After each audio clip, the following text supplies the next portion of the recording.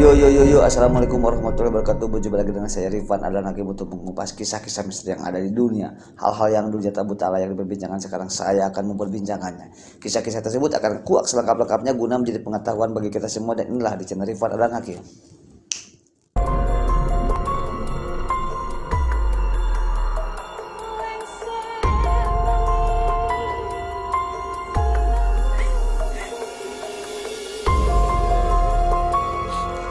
Oke guys, pada malam kali ini saya akan mengisahkan tentang seorang petani, dia bernama Bapak Ojat. Oke, dia itu daerah Tonggoh ya, oke, daerah Tonggoh nih, daerah sana nih, daerah pedesaan. Dia tinggal di salah satu kaki bukit pegunungan X. Saya mohon maaf gak bisa menyebutkan namanya ya. Sebelum saya mengisahkan kisahnya Pak Aki Ojat, bagi teman-teman yang belum subscribe channel, silakan kalian subscribe channelnya karena subscribe itu gratis. Dan jangan lupa aktifkan lonceng notifikasi dan berkamu jadi orang yang pertama yang menonton video saya selanjutnya. Jangan lupa di like, di share ke teman-teman kamu biar teman-teman kamu juga tahu apa yang kamu buat. Oke. Pak Ki Ojat itu emang hidup ketika kecil juga, emang dia itu bertani. Dia itu pergi menanam kentang, oke, ke daerah pebukitan dari salah satu pegunungan gunung ini ya. Dan dia juga setiap ketika dia masih kecil juga dia selalu pulang pergi antar rumah, bukit rumah. Dan seperti itu kehidupannya. Bahkan dia juga menikah kepada salah satu gadis di desa tersebut, sehingga dia memiliki sampai sekarang itu katanya 4 cucu. Suatu ketika dia itu hendak mau pergi ke kebun, itu sekarang mungkin lagi perkebunan bawang katanya. Nah, waktu itu Pak Aki Ojat itu pergi ke sana. Biasa dia membawa bekal makanan dengan menggunakan rantang. Oke, dia pun tiba-tiba disusul sama istrinya. Katanya anak bungsunya mau melahirkan. Setelah dia mendapat kabar, akhirnya istrinya pun dia turun lagi ke bawah. Kata si Pak Aki Ojat itu, iya duluan aja, nanti Aki segera menyusul. Istrinya pun dia bergegas berlari untuk menghampiri anak bungsunya yang sebentar lagi melahirkan. Tapi Pak Ki Ojat itu dia malah sibuk beres-beres tentang peralatan perkebunannya untuk beranjak pergi dari kebun ke rumah. Bukan pergi sih, pulang dari kebun ke rumah. Secara logika Pak Ki Ojat itu dari kecil sekarang sampai udah memiliki cucu, dia itu sedikit kemungkinan dia tersesat. Karena emang sudah menjadi tempat mainnya antara bukit, rumah-rumah, bukit kan seperti itu. Tetapi pada saat itu Pak Ki Ojat langsung pergi, beranjak untuk meninggalkan perkebunannya. Di perkebunan tiba-tiba entah kenapa gak tahu ada angin dari mana, Pak Ki Ojat itu seolah-olah masuk ke daerah hutan. Pak Ki Ojat pun kaget. Baru nyadar kenapa Pak Ki Ojat udah ada di salah satu hutan. Yang anehnya lagi, dia pun meneruskan perjalanannya. Dia mencari aliran sungai. Rantang pun yang dibawa untuk pulang pun dia disimpannya, dan dia juga keheranan sekali kenapa rantang itu yang udah habis ketika diangkat lagi itu jadi berat. Ternyata rantang itu isi lagi, banyak lagi makanannya. Di sana Ki Ojat masih kebingungan, dan dia belum curiga gitu. Dia kebingungan. Ki Ojat pun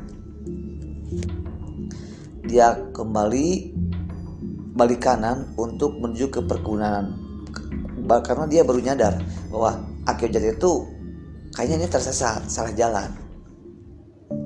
Dia ngigau. Akhirnya dia kembali. Ternyata ketika dia kembali, dia itu tidak menemukan perkebunan milik Pak Ki Ojat. Aneh banget. Ketika dia balik kanan, dia melihat banyak sekali pohon kelapa. Tiba-tiba pohon kelapa itu pada menunduk. Banyak sekali ada pohon kelapa. Di samping kanan dan samping kiri banyak sekali pohon kelapa. Ki Ojat aneh, siapa yang menanam pohon kelapa di sini? Ternyata di atas pohon kelapa itu terlihat ada sayap-sayap. Ternyata ada sayap angsa. Pak Ki Ojat melihat ada beberapa ekor angsa dari setiap pohon kelapa itu berjajar di pucuk pohon kelapa. Di sana Pak Ki Ojat menyadari, astagfirullahaladzim, saya di mana? Saya di alam mana? Pak Ki Ojat pun berlari. Ketika berlari, Pak Ki Ojat melihat ada kakek-kakek, ada orang lain yang sedang memakai topi. Cuman topi itu terbuat dari anyaman, kayak orang-orang menyebutnya itu apa ya, dudukui gitu apa ya, pokoknya kayak kerucut. Pak, jalan menuju desa ini kemana? Ketika bapak itu, oh ke sebelah sana. Makasih Pak. Ketika bapak-bapak itu melirik, ternyata mukanya itu seekor kambing, tapi badannya manusia. Tiba-tiba Pak Ki Ojat itu dia benar-benar terus-terusan beristighfar, astagfirullahaladzim, astagfirullahaladzim. Dia bertakbir, Allahu Akbar. Ada apa ini? Karena dia pertama kali dia melihat seorang manusia tapi kepalanya seperti kambing.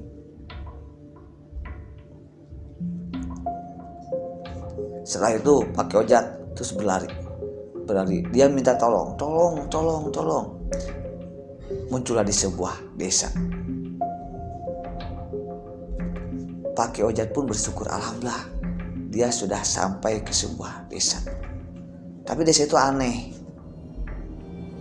Ternyata orang-orang itu beda.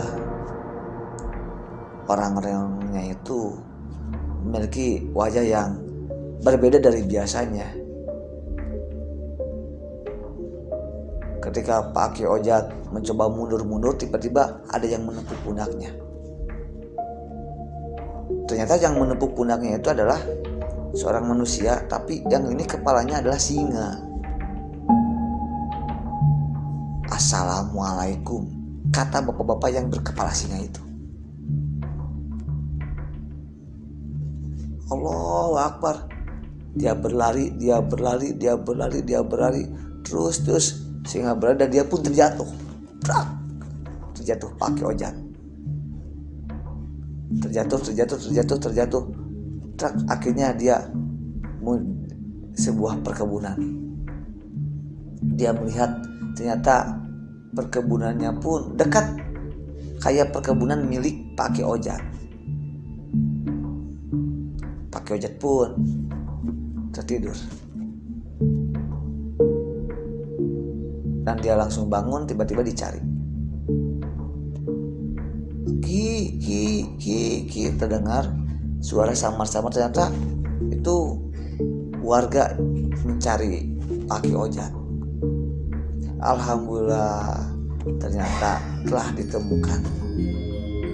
Orang-orang kan merasa bersyukur ketika Pak Ki Ojat telah ditemukan.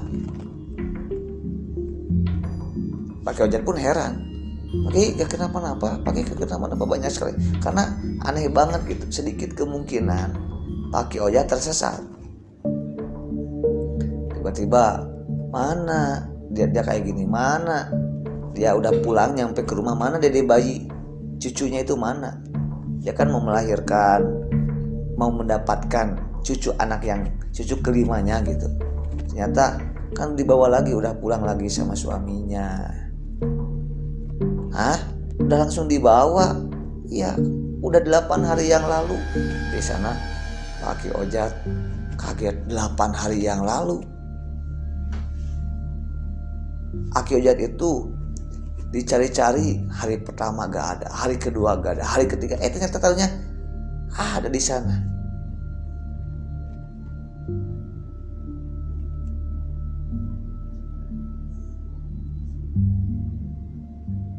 Oke.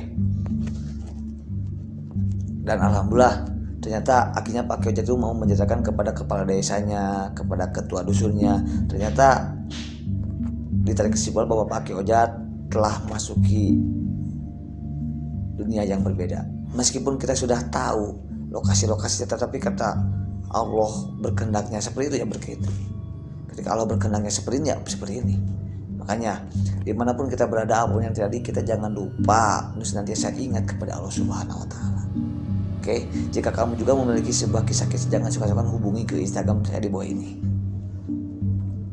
Tetap jaga kesehatan, patuhi protokol kesehatan juga. Semoga kamu juga senantiasa mendapatkan kesehatan dari Allah Subhanahu Wa Taala. So, thank you so much. Wassalamualaikum warahmatullahi wabarakatuh.